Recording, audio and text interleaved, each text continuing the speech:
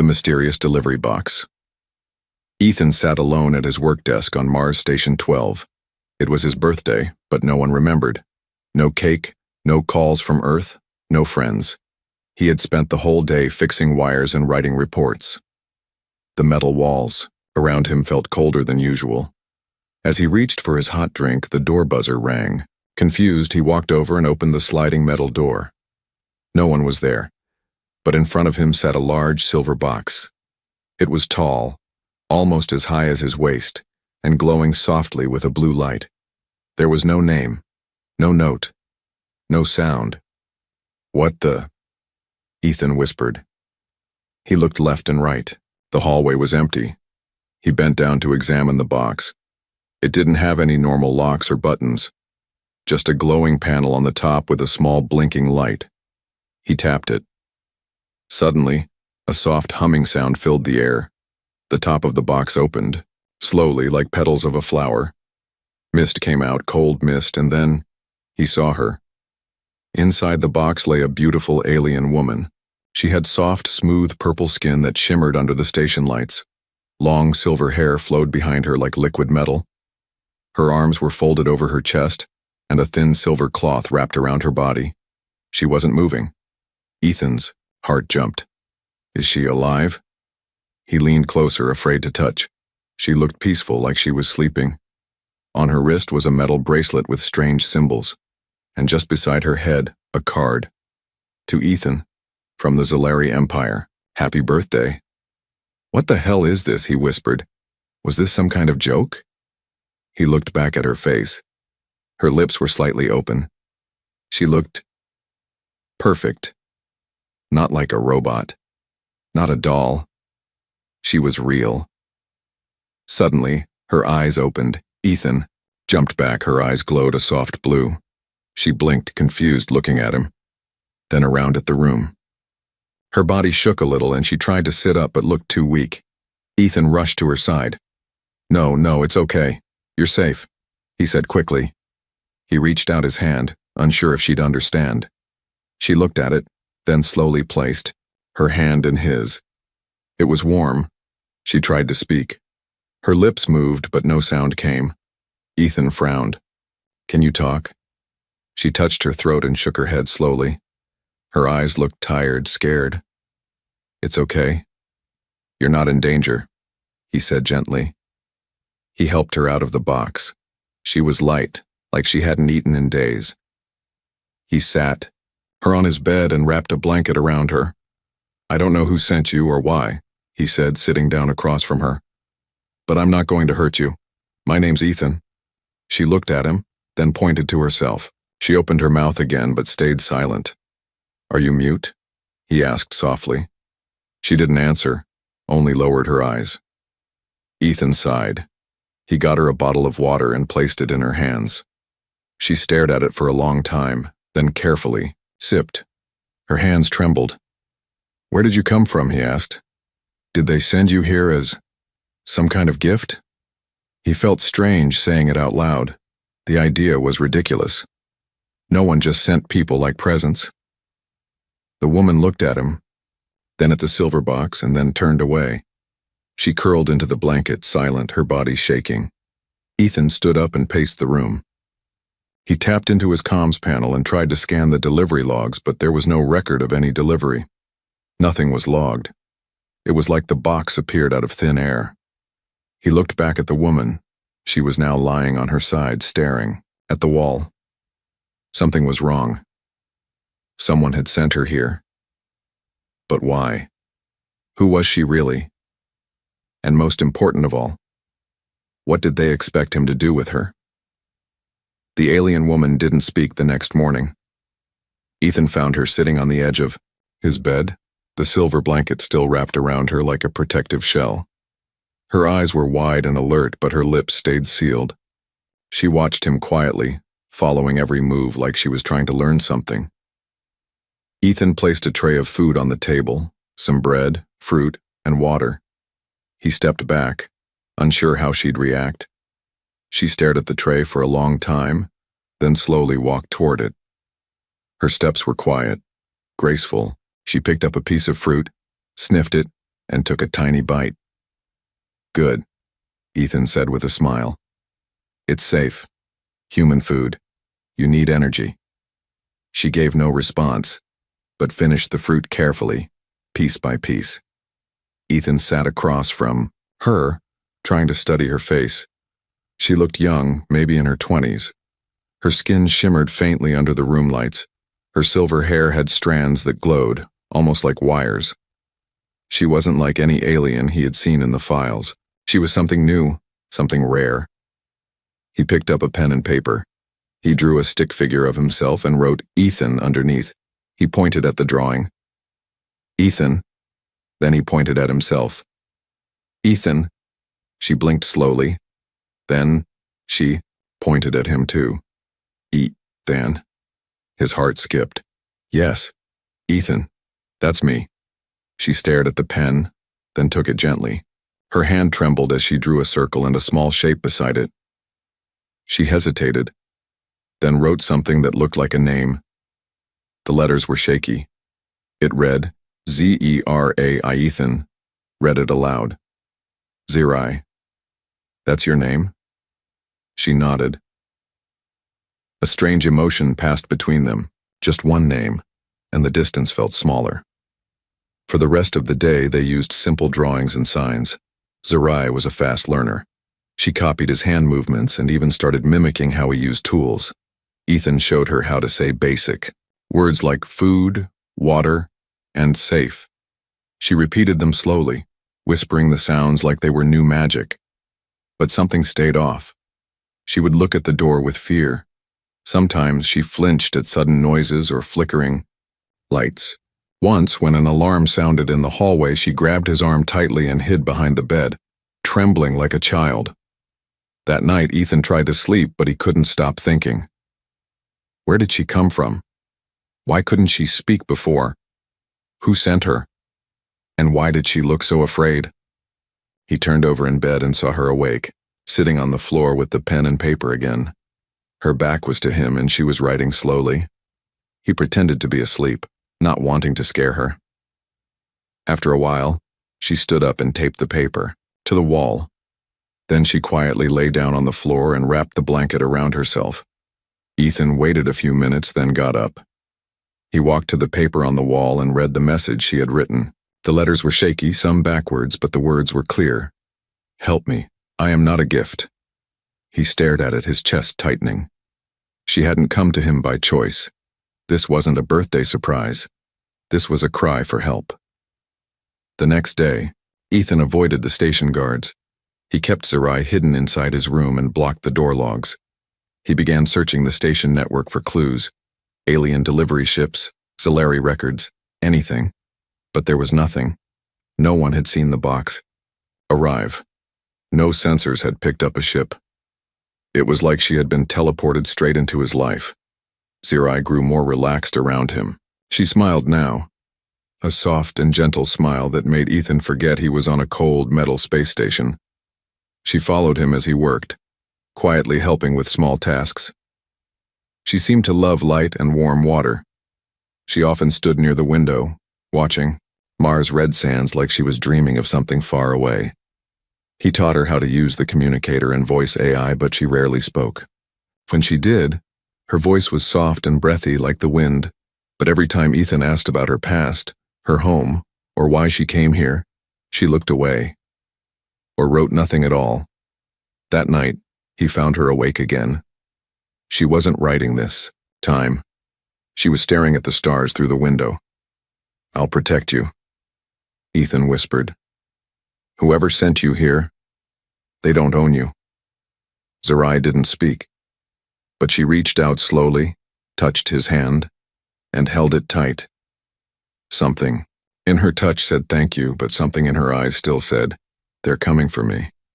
The days passed quietly, but Ethan could feel the storm coming. Zerai was calm on the outside, learning more each day, but her eyes often wandered to the door, like she was listening for footsteps that hadn't come yet. Ethan pretended everything was normal, just a man sharing his room with a strange guest, but deep inside he knew the truth. She was hiding, and soon someone would come looking. That morning, while Zerai was carefully learning how to use the data pad, Ethan checked the wall again. The old message still hung there. Help me. I am not a gift. The word stayed in his mind like a whisper he couldn't ignore. He sat down beside her. Zerai, he said softly, I need to know more. I want to help, but I don't know who you're running from. Zerai hesitated. She looked down at her glowing bracelet, the only thing she had arrived with. She slowly unlatched it and handed it to him. The metal was light, but humming with hidden energy. Symbols flashed across its surface. Alien script that Ethan couldn't read. He scanned it with his tablet. A list of information popped up. Name, Zerai Zalari. Status, property. Shipment ID, 0147, Exile, Princess. Ethan's eyes widened. Princess, he whispered. Your royalty? Zerai flinched. You were sent here as punishment, he said, putting the pieces together. Not a gift. An exile. She nodded once. Her fingers shook. Ethan rubbed his hands through his hair. But why would they do that? What did you do? Zerai picked up the pen again. She wrote slowly. Refused marriage to a warlord. Said no. Ethan stared. So they gave you away, like trash, just for saying no? She added another line. They called it justice. Shame. I was silenced. Ethan felt heat rise in his chest. The thought of someone as gentle and intelligent as Zerai being treated like this, it made his fists tighten. No one should be owned. Not by a king, not by a warlord, not by anyone, he said, voice trembling with anger. Zerai reached out and touched his hand again.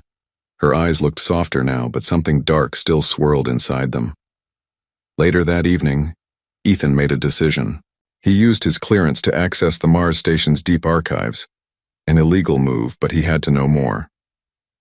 He searched for the phrase, Zalari Exile Princess, and found a file locked behind Imperial encryption. With a few tricks he had learned in his early tech days, he broke through the first layer. What he found made his stomach turn. The file was a punishment log, listing details of her crime, refusing a diplomatic union, disrupting peace talks, and spreading rebellious ideas to younger alien women in her court. As punishment, she was marked mute, tagged with a slave-class ID, and teleported to a low-threat species colony, Earth's Mars station. The last line chilled him. Subject is not to be returned. Let the human learn her silence. Ethan sat frozen in his chair. They didn't just send her here. They wanted her to disappear. Zerai appeared behind him quietly. She looked at the screen and understood. She had seen those records before. She knew she was never meant to return home. Ethan turned to her. Do you want to go back? She slowly shook her head. Do you want to speak again? He asked. She hesitated longer this time. Then she placed her fingers gently on her throat. After a pause, she whispered one word. Yes. It was the first time she had used her voice with hope. Ethan smiled. Then we'll find a way. I'll help you get your voice back. I don't care if they don't want you to speak. You deserve to speak. You deserve everything they tried to take from you. Zerai's eyes glistened. She stepped forward, and for the first time she hugged him, not out of fear but out of trust. That night, while Ethan slept lightly, Zerai sat beside the wall, holding the silver bracelet. She stared at it, remembering her palace, the throne, room, the voice she once had, and the moment they took it all away. She held the pen again and wrote something new. He sees me, not as property, not as problem, but as person. She folded the paper and placed it gently beside Ethan's pillow. The next morning, Ethan woke up to a strange noise. Footsteps. Outside his room, but not human. The footsteps outside Ethan's door were slow, heavy, and unfamiliar. Not the light boots of station workers, but deeper, heavier thuds like something metallic dragging across the floor. Ethan sat up quickly, heart pounding. Zerai stood near the window, motionless. Her eyes were wide, her body still as stone. She had heard it too. Ethan reached for the small screen on the wall. The hallway camera was offline. Strange. All cameras on Mars Station were supposed to run non-stop. Now only black static flickered. Then, a soft sound, a faint clicking. Someone was scanning his door from the outside. Zerai rushed toward him, grabbing his arm, eyes full of fear.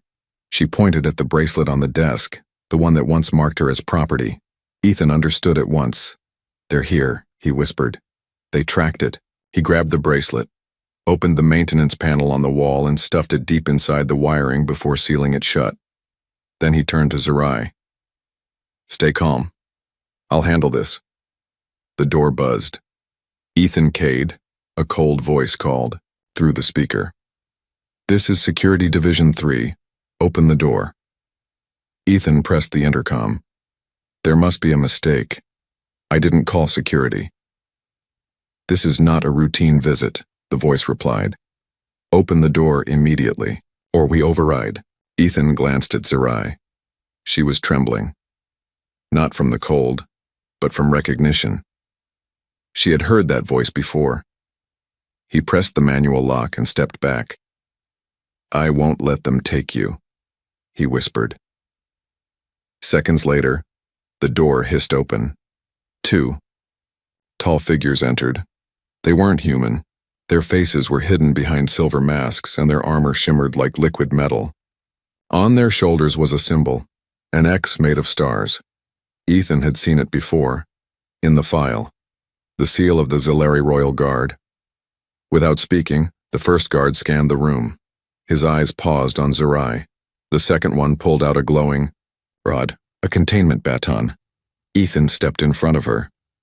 "She's under my protection," Ethan said firmly. The guards looked at each other. Then one of them finally spoke.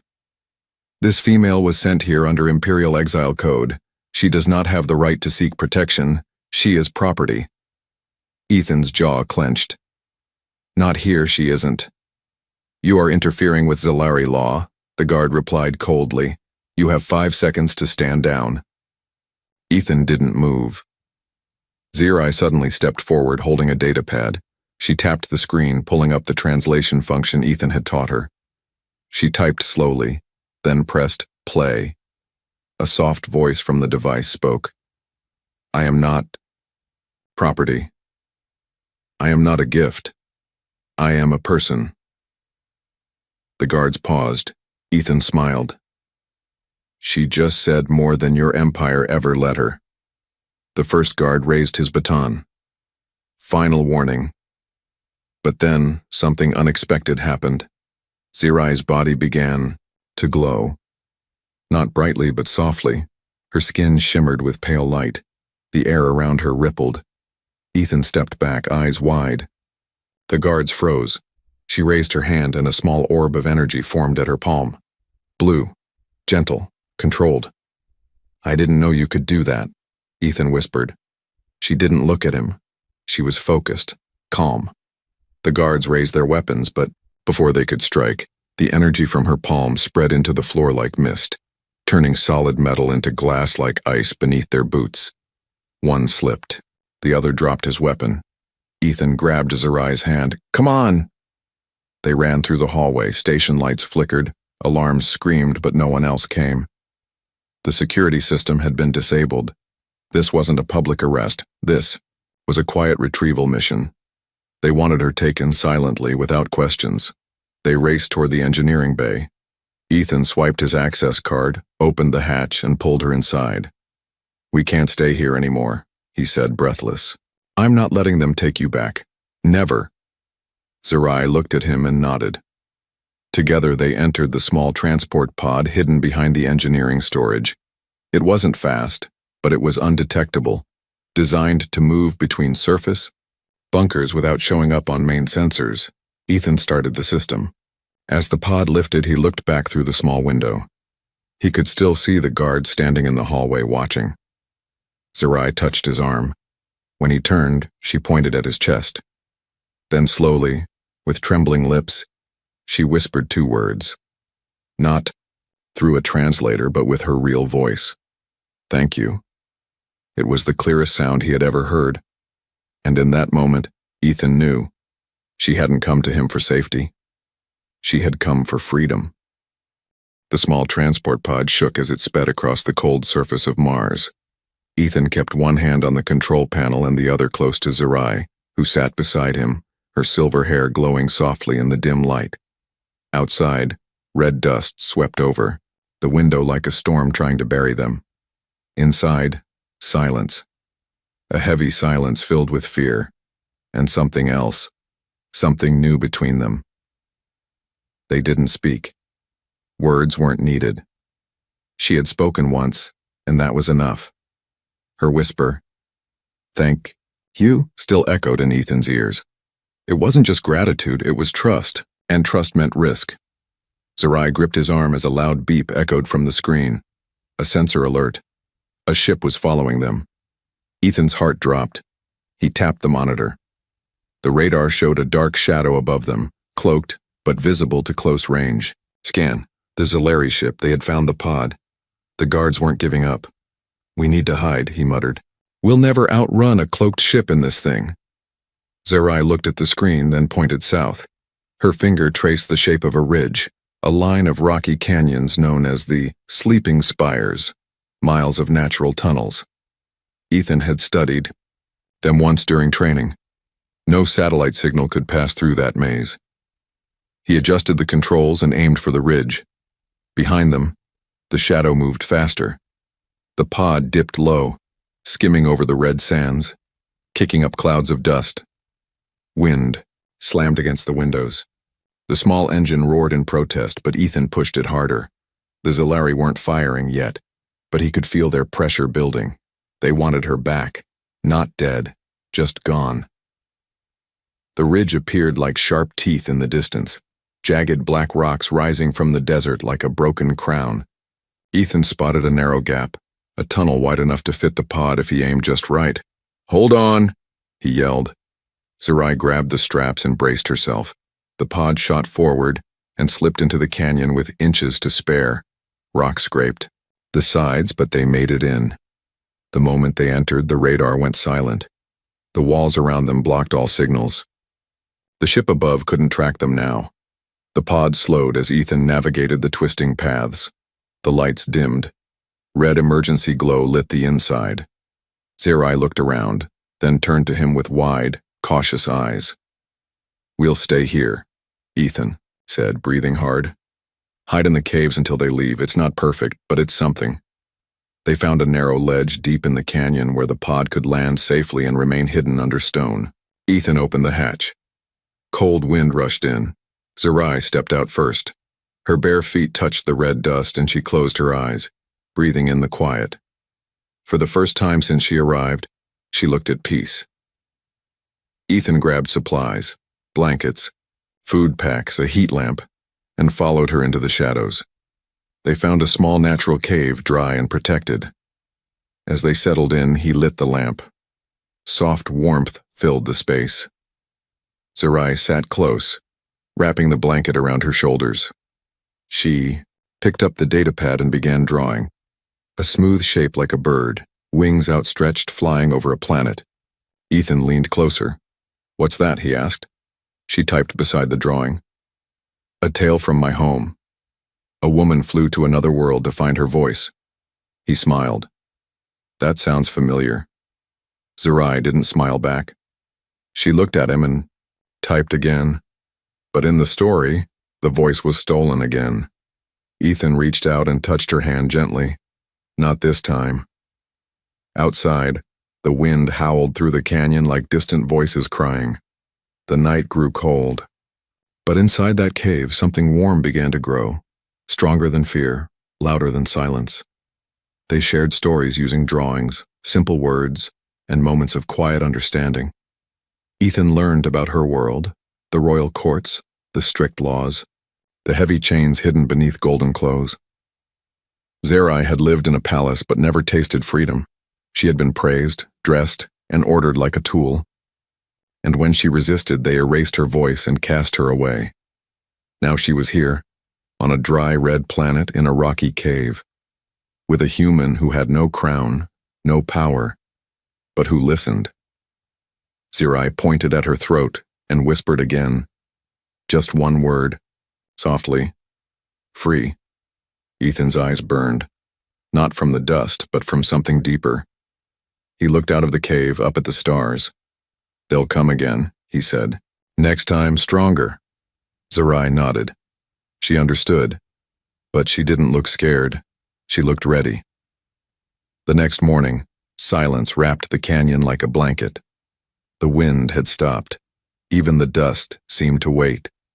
Ethan sat at the edge of the rocky ledge, staring at the sky. No ships, no sound, just stillness. But he didn't trust it. He knew the Zalari weren't gone. They were patient, watching, waiting for one mistake. Behind him, Zirai moved quietly. She had wrapped her blanket like a cloak and stood barefoot in the red dust, looking stronger than ever. Her fear had turned to focus. Her silence had become something sharp, like a sword held close. Ethan turned to her. We can't hide forever. Zirai nodded. She picked up the datapad and typed, They will not stop. He looked back toward the pod. Then we go to them first. Zirai raised her brows. It was the first time she looked unsure. I'm not letting them take you, he said firmly. Not while I'm breathing. Zirai slowly reached for his hand. Her fingers curled around his, and he saw something in her eyes. Not fear, not sadness, but something close to respect. Trust. An hour later, the pod was flying again. Ethan didn't head for the base. He aimed for the old mining tunnels near Mars Ridge 9.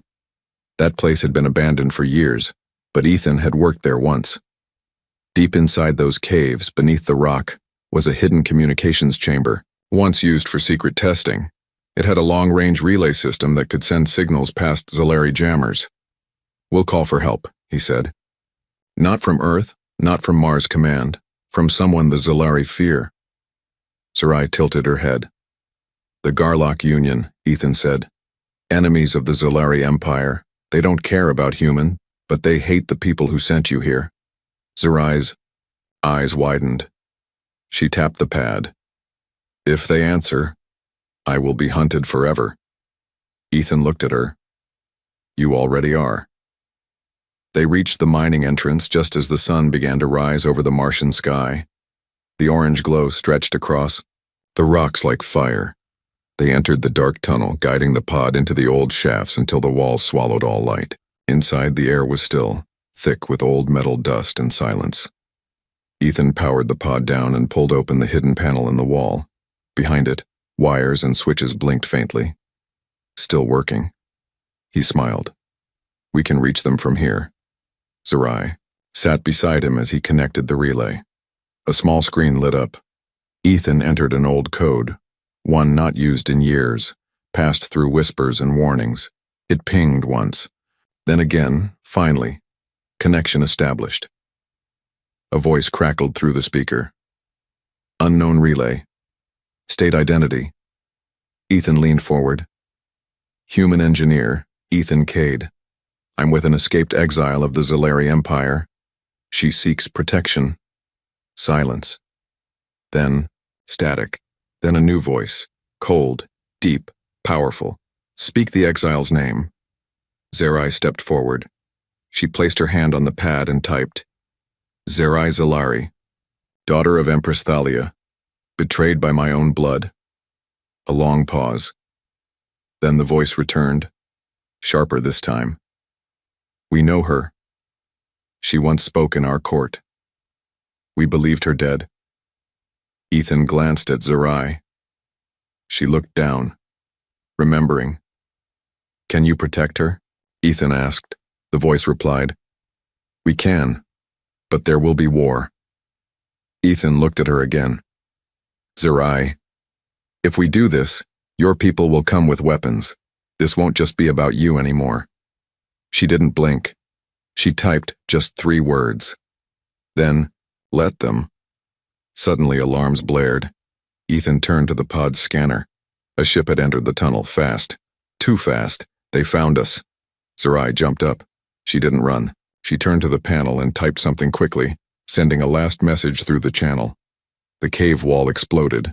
The Zalari guards stormed in, 4 of them this time, weapons raised. They didn't speak. They didn't threaten.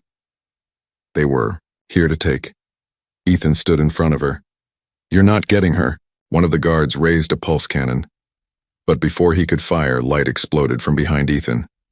Blue energy, pure, bright, and full of power, rushed through the tunnel like a wave. Zerai stood tall, hands outstretched, her body glowing, brighter than ever. The guards froze. She didn't attack. She didn't harm. She simply held them still, suspended by light. One guard's weapon shattered in midair. Then Zerai spoke. Not with her voice, but with the translator, clear and strong. "You exiled me, silenced me, but I am still here, and I will never go back." The guards dropped to their knees, as if crushed by a force too heavy to resist. Ethan grabbed Zerai's hand. From above, a deep rumble shook the ground. Another ship had arrived, but this one was not Zalari, the Garlock. They had heard her cry, and they had come. The sky above Mars cracked open with thunder. The Garlock ship descended like a dark star, blocking out the rising sun. Its sharp wings stretched wide, and its engines screamed through the thin atmosphere. Ethan and Zerai stood at the edge of the collapsed mining tunnel, staring up as red dust spun around them in wild circles. Behind them, the Zalari guard still knelt, trapped in the strange blue energy that surrounded them, Zerai's power. The moment the Garlock vessel landed, its heavy doors slid open. A tall figure stepped out, cloaked in black, skin dark blue like frozen night, eyes glowing yellow. The Garlock commander. He spoke in perfect standard, his voice cold and careful. "We received her signal." Ethan stepped forward. "She needs protection. Asylum. She's not a gift. She's not a criminal. She's..." The commander raised a hand. "We know what she is. She once stood in our courts and spoke of peace. Her voice moved many. Her disappearance was a loss to all." Zerai walked forward, calm and straight-backed, the red wind tossing her silver hair behind her like a banner. She stopped only inches from the commander. "I will not go back," she said. Her voice was quiet but steady now, clear and beautiful. "I will not wear a crown. I will not be sold." The commander bowed his head slowly. "You have our word, but where will you go?" Ethan turned to her. His heart beat faster. This was the moment. The Garlock could take her across the galaxy. They could hide her forever, keep her safe, give her freedom. But Zerai did not move toward them. Instead, she looked at Ethan. "I spoke once," she said, her voice trembling now, not with fear, but feeling. "Then they silenced me. But you listened." Ethan's throat felt dry.